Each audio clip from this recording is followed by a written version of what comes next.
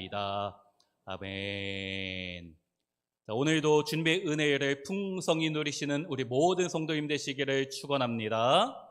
우리 앞뒤 좌우에 계신 분들과 인사하시면서 이렇게 한번 이야기하실까요? 하나님은 나의 아빠이십니다. 한 번 더 하실 때, 그 아빠는 능력자이십니다. 아멘. 제가 담임 목사가 된 후에 우리 교회는 이제 두 가지 궁극적인 목적을 가지고 살아갈 것이다 라고 했지요. 무엇입니까? 더 깊은 영성으로, 그리고 더 낮은 곳으로 우리 교회는 나아가게 될 것입니다. 이번 한 주간도 가정에서 우리 가족에게, 또 친척에게, 친구에게, 또 직장 동료에게 더 낮은 모습으로 사랑과 겸손과 헌신의 모습으로 살다 오셨지요? 아멘. 감사합니다.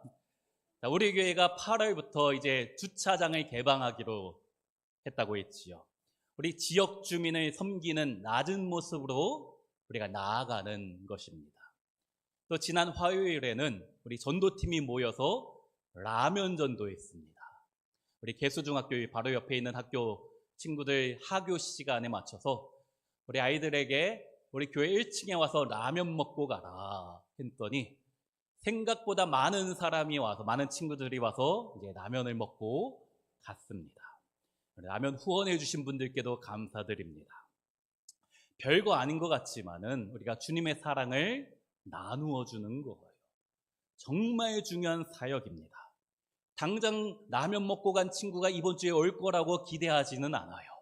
실제 않았으니까.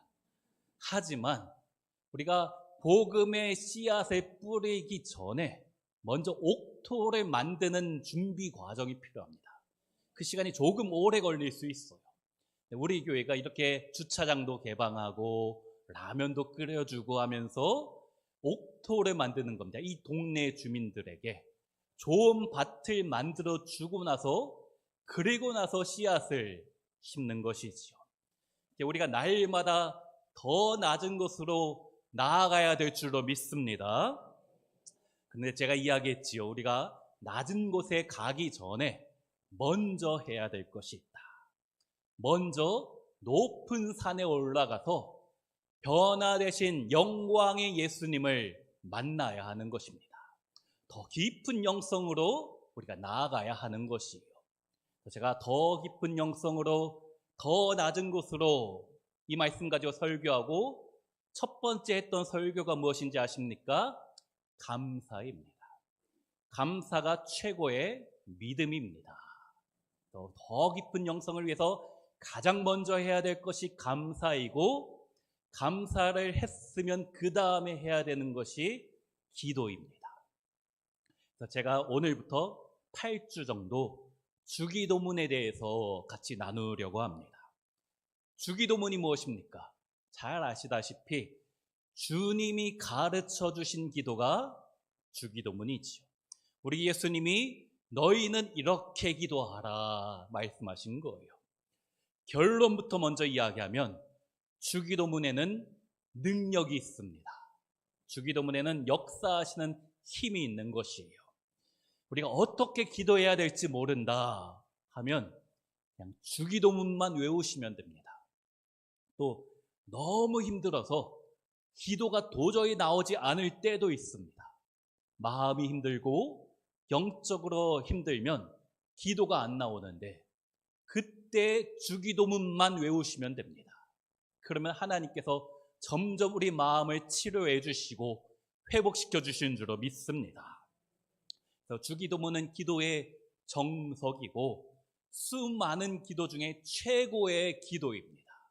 우리 장로교 신학을 세운 칼빈도 그의 대작인 기독교 강요라는 위대한 책에서 기도에 대해서 이야기할 때에 주기도문을 가지고 기도에 대해서 다 설명을 하였던 것이지요. 그러므로 저와 함께 8주간 주기도문 여행을 떠나시면서 능력의 기도를 경험하시는 우리 성도님들 되시기를 축원합니다. 주기도문을 통해서 우리의 영적 수준이 한 단계 올라갔으면 좋겠어요. 그래서 더 깊은 영성을 누리시는 우리 빛과 소음교회 모든 성도님 되시기를 주의 이름으로 축원합니다. 자, 주기도문은 성경에 두 군데 나오고 있지요. 마태복음 6장과 누가복음 11장에 나옵니다. 큰 흐름은 비슷한데 살짝 다릅니다.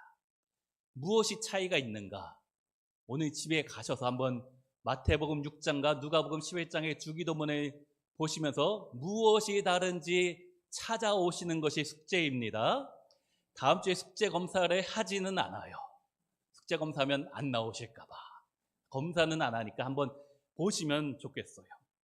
보통 교회에서 하는 주기도문이 마태복음의 방식을 따라서 하기 때문에 저도 8주간 마태복음에 나오는 주기도문 순서대로 설교할 건데, 그 전에 먼저 오늘 본문 전에 누가복음 11장에서 예수님이 왜 주기도문을 가르쳐 주셨는지 그것에 대해서 조금 살펴볼 필요가 있습니다.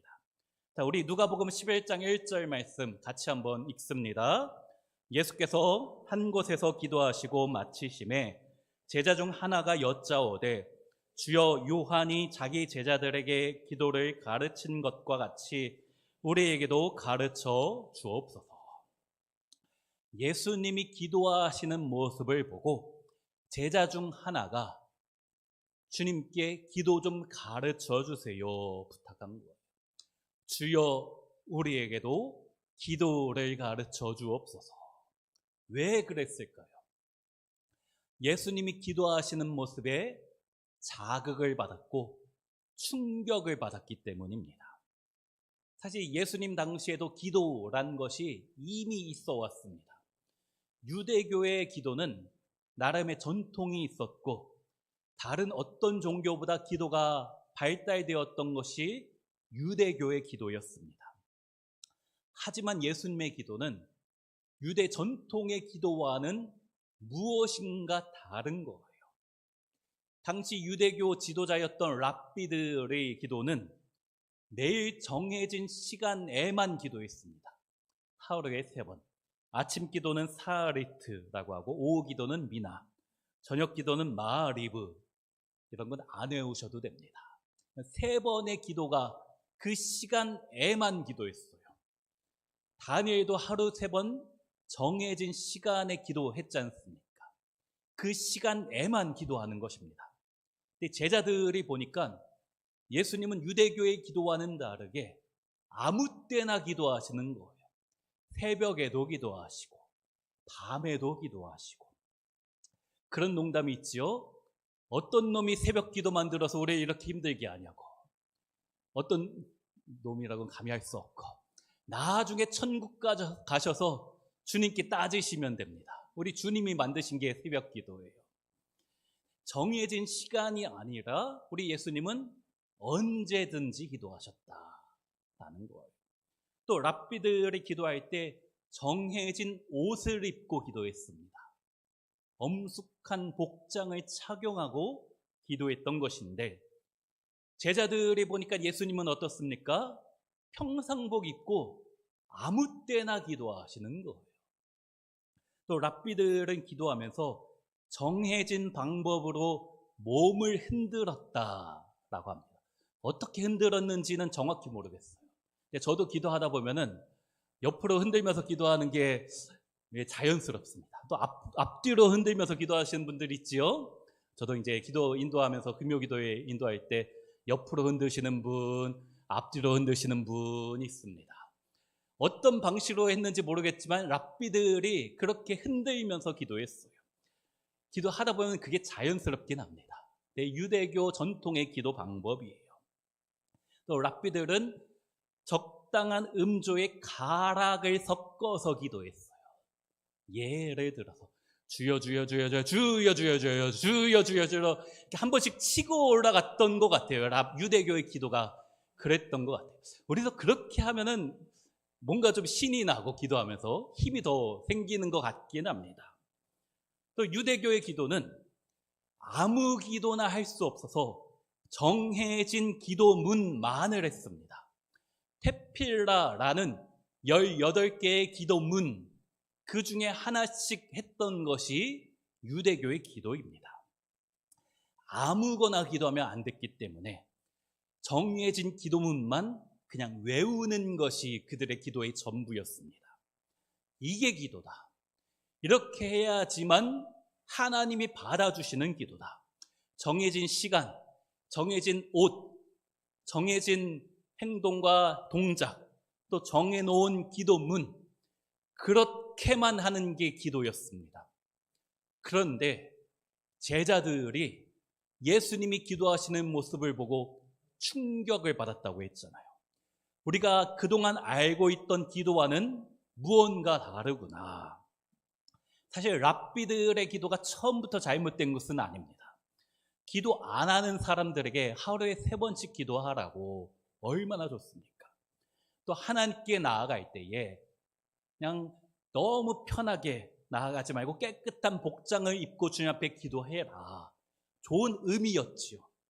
또 아무 말이나 하지 말고 준비된 기도로 하라. 본래 취지는 참 좋았는데 언젠가부터 이게 변질이 된 것입니다. 무엇인가 잘못된 거예요. 형식만 남아있고 중요한 내용이 빠져 있는 것입니다. 기도의 핵심인 하나님과 나와의 관계는 사라지고 율법적으로만 기도한 잘못이지요. 그래서 예수님이 기도하시는 모습을 보여주시는 것입니다.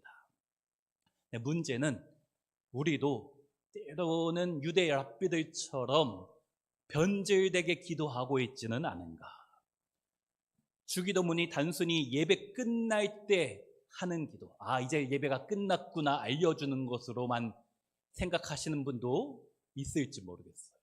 또 교회에서 회의할 때 회의 마치는 용으로 주기도문을 사용하실지도 모르겠습니다. 하지만 진짜 주기도문은 이야기한 것처럼 최고의 기도이고 능력이 있는 기도인 줄로 믿습니다. 우리가 아무 생각 없이 주기도문 하는 것이 아니라 그 능력 있는 기도를 경험하시는 우리 모든 성도님 되시기를 축원합니다. 사실 예수님은 기도 안 하셔도 되는 분이잖아요. 하나님 자신이시니까. 하지만 예수님이 제자들에게 기도하시는 모습을 보여주신 이유가 무엇일까요? 제자들을 훈련시키기 위함입니다. 예수님 자신을 위한 것이 아니고 우리에게 기도의 자극을 주시기 위함이었습니다. 예수님이 기도하시는 모습을 보고 한 제자가 나도 예수님처럼 기도하고 싶다. 예수님 나에게도 기도 가르쳐 주시옵소서 부탁한 것처럼 우리도 주님께 기도에 대해서 더 알고 더 풍성한 기도하게 하여 주시옵소서 했으면 좋겠어요. 자, 따라서 하시겠습니다. 주여, 우리에게도 기도를 가르쳐 주옵소서. 주여, 우리에게도 기도를 가르쳐 주시옵소서. 아멘. 온 마음으로 이렇게 기도할 때에 우리 기도 가운데 함께하여 주시는 줄로 믿습니다. 자, 오늘은 첫 번째 시간입니다. 주기도문 첫 번째 시간 어떻게 시작합니까? 오늘 본문 9절 말씀 같이 읽습니다. 그러므로 너희는 이렇게 기도하라. 하늘에 계신 우리 아버지여, 이름이 거룩히 여김을 받으시오며. 주기도문의 시작은 하늘에 계신 우리 아버지여입니다. 기도와 성령의 사람이라고 불렀던 앤드류 머레이라는 신학자는 이 주기도문의 첫 구절 하늘에 계신 우리 아버지, 이것이 우리의 기도의 열쇠이다. 의미 없이 하는 관용구가 아니라 기도의 핵심이다 라고 하였습니다. 또 우리가 기도를 마칠 때 어떻게 기도합니까? 예수님의 이름으로 기도합니다 라고 마치는데 항상 그렇게 하잖아요. 모든 기도는 예수님의 이름으로 기도합니다.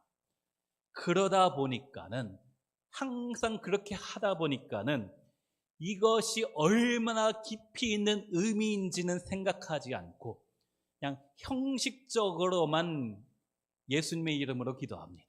하늘에 계신 우리 아버지여 할 때가 있다는 것이지요. 그러나 정말 소중한 것은 항상 우리 가까이 라고 하잖아요. 이 하늘에 계신 우리 아버지, 또 예수님의 이름으로 기도합니다. 이것은 기도의 처음과 끝이지, 알파와 오메가입니다. 이것만으로, 이 두 가지만으로 기도가 완성이 되는 거예요. 가장 중요한 것이 하늘에 계신 우리 아버지, 또 예수님의 이름으로 기도합니다. 이 두 가지가 가장 중요한 기도이지요. 제가 우리 성도님들에게 정말 어려운 퀴즈를 하나 내겠습니다. 우리가 믿는 하나님은 어디 계신 분일까요? 어려우니까는 사지선다. 1번, 우리가 믿는 하나님은 하늘에 계신 분이시다. 아무도 손 안 드시네. 2번, 우리 믿는 하나님은 교회에 계신다. 3번, 하나님은 내 마음에 계신다. 아무도 없으면 자, 몇 분 계시래요? 4번. 뭐든지 끝까지 들어보시는 게 현명합니다. 4번, 하나님은 모든 곳에 계신다. 어딜까요? 모든 곳에 계신 하나님. 예수님께서 하늘에 계신 분이시다라고 아버지께 기도했는데 사실 하늘에 안 계신 것 같아요. 예전에 미국에서 한국에 오면서 비행기에서 구름 위에서 창문을 열어봤더니 하나님이 안 보이셨어요. 그래서 하늘에 안 계실 것 같습니다. 예수님께서 제자들에게 기도를 가르쳐 주시면서 하늘에 계신 우리 아버지요, 왜 하나님을 하늘에 계신 분이라고 이야기하셨을까요? 사실 하늘에만 계신 분이 아니고 모든 곳에 계신 분이다 라고 했잖아요. 이 하늘에 계신 우리 아버지요 라고 할 때 나오는 하늘은 사실 마태복음이 기록된 헬라어 원어로 보면 우라노스란 단어인데, 사실 신약 성경이 헬라어로 기록되긴 했지만 예수님이 제자들과 대화했던 일상 언어는 유대인이 쓰던 아람어입니다. 아람어로 하늘은 사마임이라는 단어입니다. 이 아람어 사마임, 히브리어든 아람어든 비슷한데 뒤에 임이 붙으면은 복수형을 의미하는 거예요. 정확히 번역하면 하늘들에 계신 우리 아버지라는 의미입니다. 그러면 하늘이 여러 개가 있나요? 미국 하늘 다르고 한국 하늘 다르고 중국 하늘이 다릅니까? 같은 하늘이잖아요. 중국에서 미세먼지가 심해지면 우리가 괴롭잖아요. 같은 하늘이니까.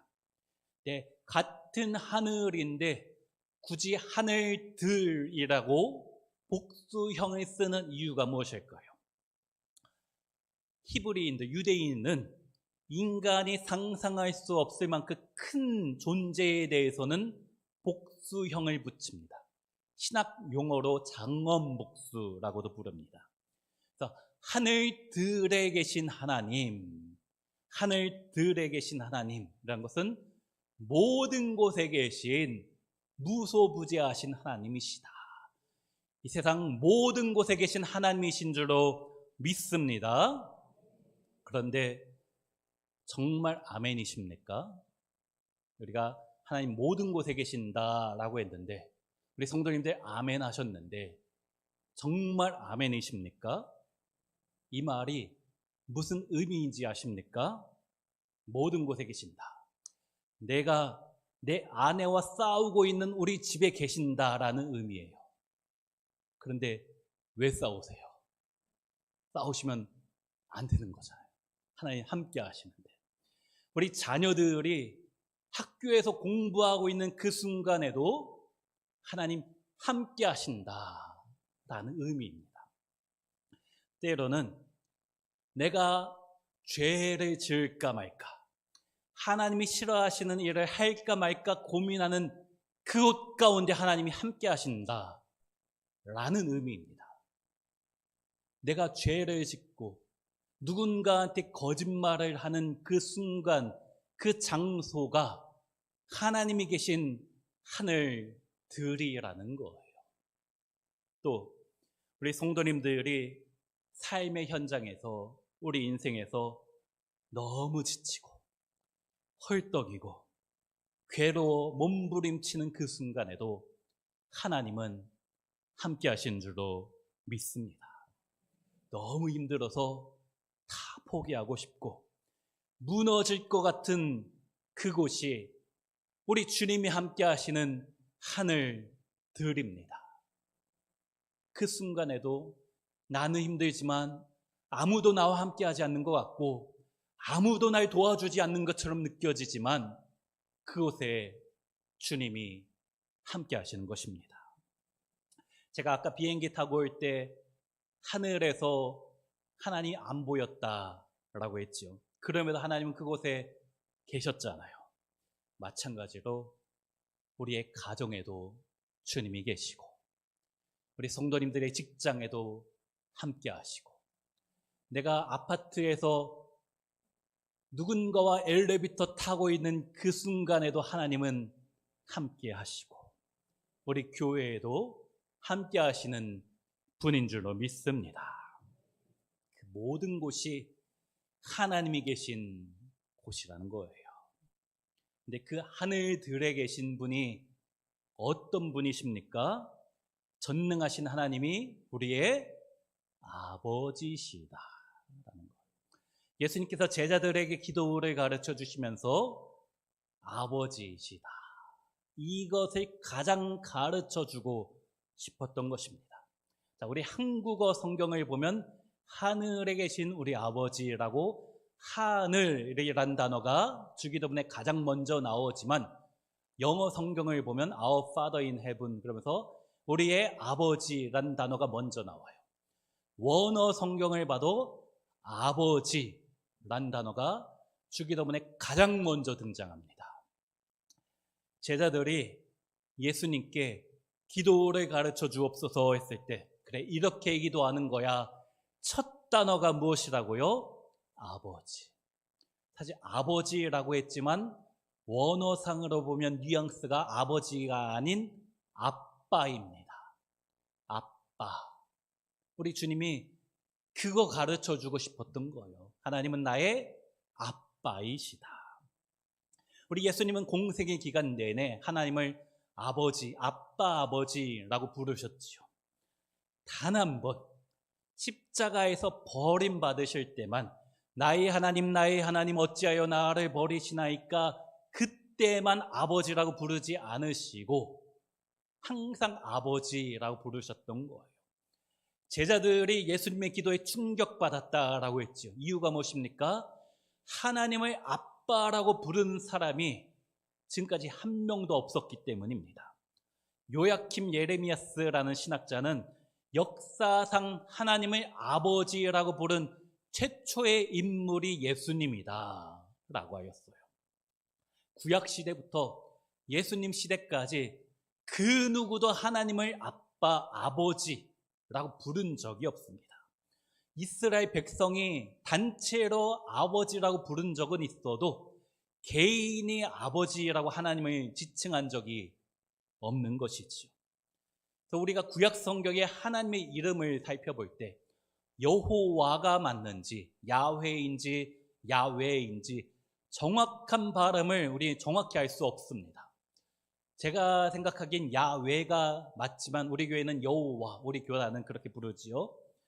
정확한 발음을 모르는 것이 하나님을 부르질 않았기 때문에 쓰기만 했지 감히 인간이 여호와이든 야훼이든 하나님의 존귀하신 이름을 어떻게 부르냐고 불러본 적이 없기 때문에 그 발음이 지금까지 남아있지가 않은 것이에요. 유대인에게 하나님은 가까이 다가서기에 너무 먼 당신이었던 것입니다. 감히 부르지 못하던 분이었지요. 하나님에 대해서 그렇기 때문에 오해한 것도 많아요. 하나님은 무서운 분이시구나. 죄 지으면 벌 주고 잘못하면 죽이는 그런 무서운 하나님으로 잘못 생각하고 있었던 것이죠. 지금도 교회 다니면서 그렇게 믿으시는 분이 있습니다. 하나님 말씀 안 들으면 혼날까 봐, 또 목사님 말씀에 거역하면 하나님이 진노하실까 봐 너무 두려워하지는 마세요. 하나님 어떤 분이시라고요? 나의 아빠가 되신다. 복음이 아니고 율법적으로 믿으시면 안 됩니다. 우리 하나님 그런 분이 아니십니다. 우리 성도님들 하나님은 어떤 분으로 생각하십니까? 사랑의 하나님. 당연한데 유대인들, 구약 백성들은 하나님을 무서운 분으로만 생각했던 것이지요. 제자들이 예수님을 보니까 하나님을 아빠라고 부르는 것에 충격받은 거예요. 저는 예의를 중요시 여깁니다.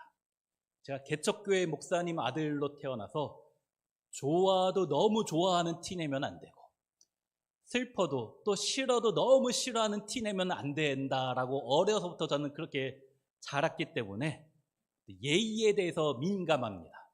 제 아내 집안은 정반대입니다. 제 아내가 어렸을 때 자기 할아버지 콧수염 뽑으면서 놀았다고 해요. 제가 생각하는 상상을 안 되는. 또 제 아내는 저희 장인과 친구처럼 지냅니다. 좀 불편해요. 언젠가 저희 둘째 아들 시영이가 자기 외할아버지 저희 장인한테 한 번은 프렌드, 친구라고 부르면서 나 양말 갖다 줘, 나 물 떠줘, 과자 사줘 그러는 거예요. 제가 혼냈습니다. 어디서 할아버지한테 감히 라고 그랬는데 할아버지가 시켰다는 거예요. 시켰다니까 제가 뭐라고 할 말이 없잖아요. 예수님께서 하나님을 아빠라고 부르시는 거예요. 유대교에서 예수님을 핍박하고 십자가에 못 박게 한 이유가 무엇인지 아십니까? 신성모독입니다. 감히 하나님을 아빠라고 부르다니. 인간이 감히 하나님께.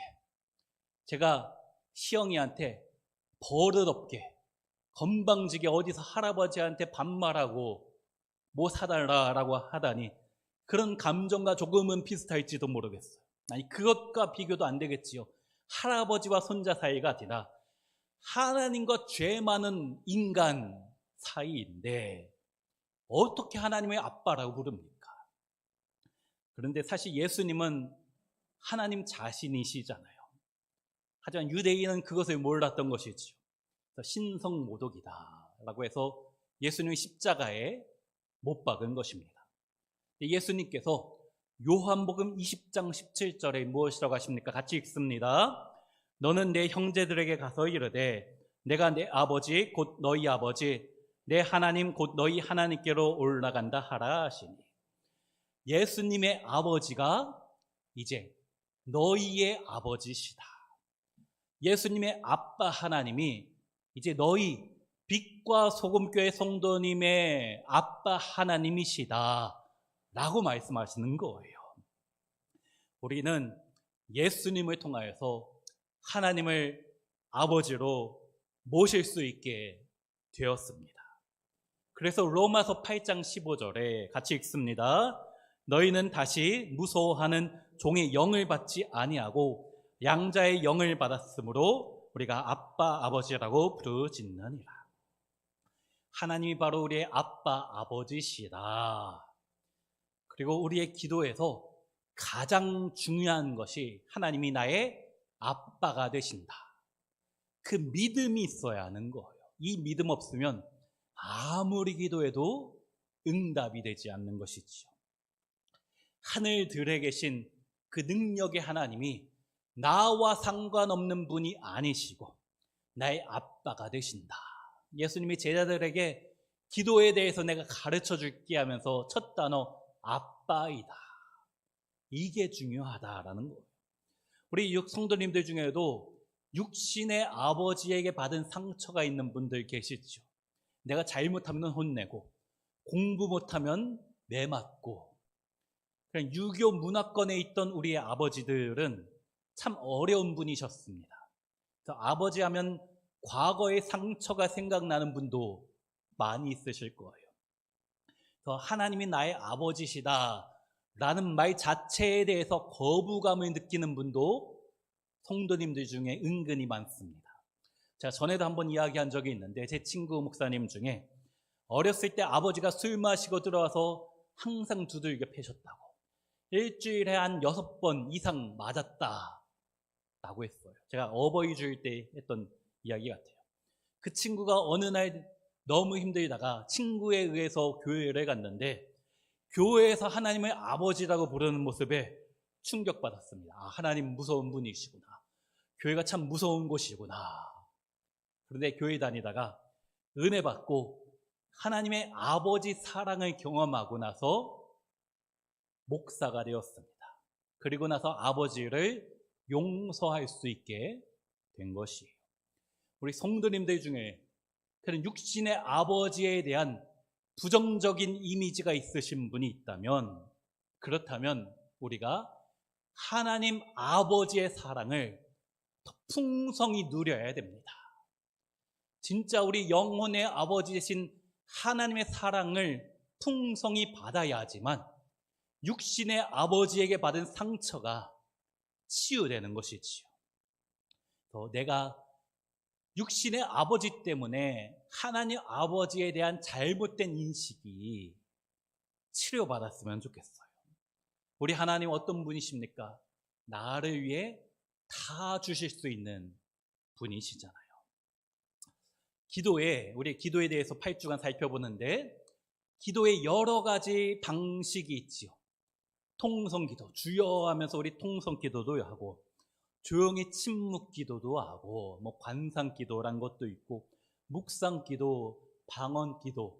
어떤 기도가 가장 좋은 기도입니까? 어떤 기도가 가장 좋은 기도일까요? 제 생각에는 모든 기도를 다 할 수 있는 것이 좋은 것 같아요. 어떤 기도든 그 때에 따라서 형태는 바뀔 수 있습니다. 우리가 더 깊은 영성을 위해서 우리 금양로 기도회 때 우리 앞에서 3분씩 마이크 앞에서 기도하고 계시지요. 제가 보니까는 너무 열심히 기도해 주셔서 참 감사한데, 가끔 마이크는 여기 있는데 이쪽 와서 기도하시더라고요.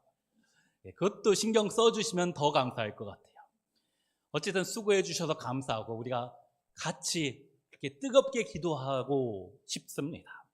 근데 기도에 있어서 가장 중요한 것은 방언 기도이든 통성 기도이든 어떤 기도의 형식이든지 형식보다 중요한 것이 관계입니다. 하나님과 나와의 관계. 하나님이 나의 아빠가 되신다.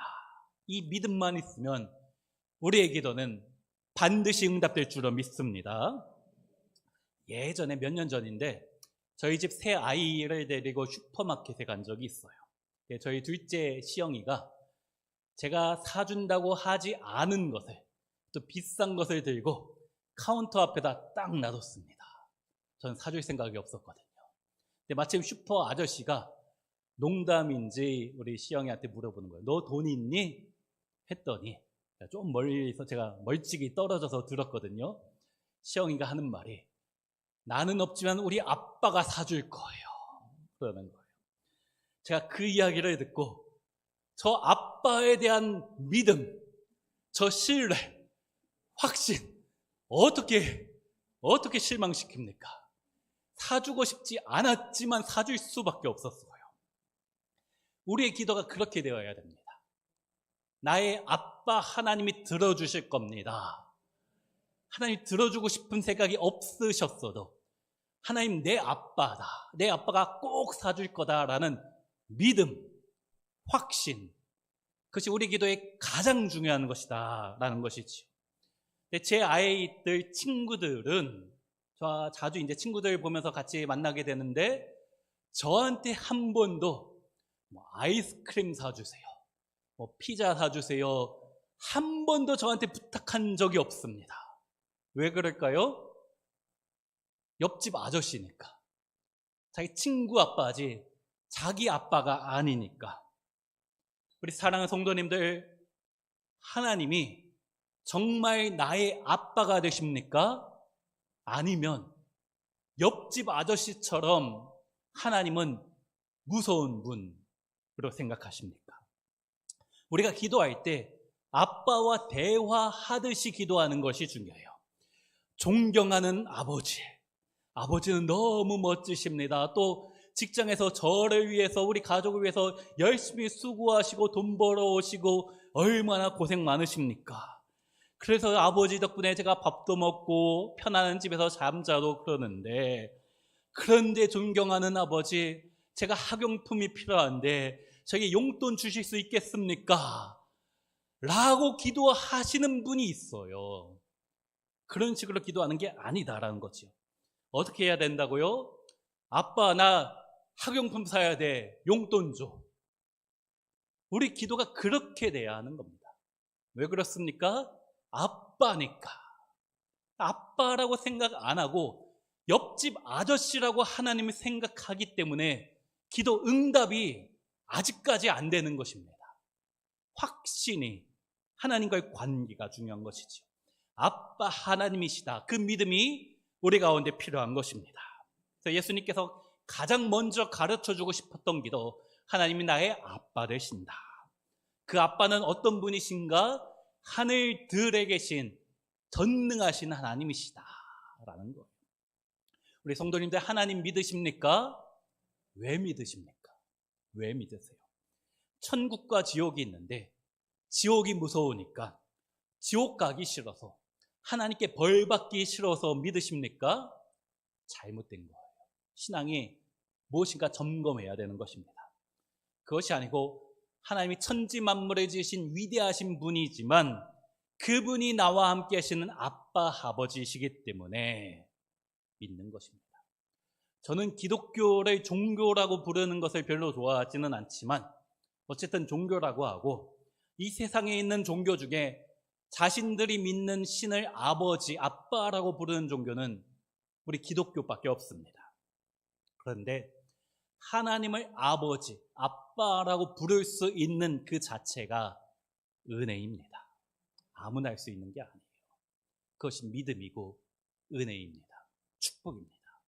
그 하늘들에 계신 하나님이 나의 아버지 되신다 라는 이보다 더 큰 감격이 없는 것이지요. 그래서 주기도문은 아무나 할 수 있는 기도가 아닙니다. 그냥 형식적으로 입으로는 할 수 있는 기도이지만 진정한 주기도문의 능력은 하나님의 나의 아빠, 아버지로 모실 때 그 주님의 자녀만이 할 수 있는 기도인 줄로 믿습니다. 사랑하는 성도님들, 하나님을 입술로만 아버지라고 부르지 말고 정말 나의 아버지, 아빠가 되시는구나 할 수 있었으면 좋겠어요. 그렇다면 하늘에 계신 분이 나의 아버지라는 감격과 축복 가운데 살아가게 될 줄로 믿습니다. 그러므로 이 한 주도 우리가 가정에서든 직장에서든 어느 곳에서든 나와 함께 하시는 그 능력이 하나님이 나의 아빠, 아버지가 되심을 믿고 승리하며 살아가시는 모든 성도님 되시기를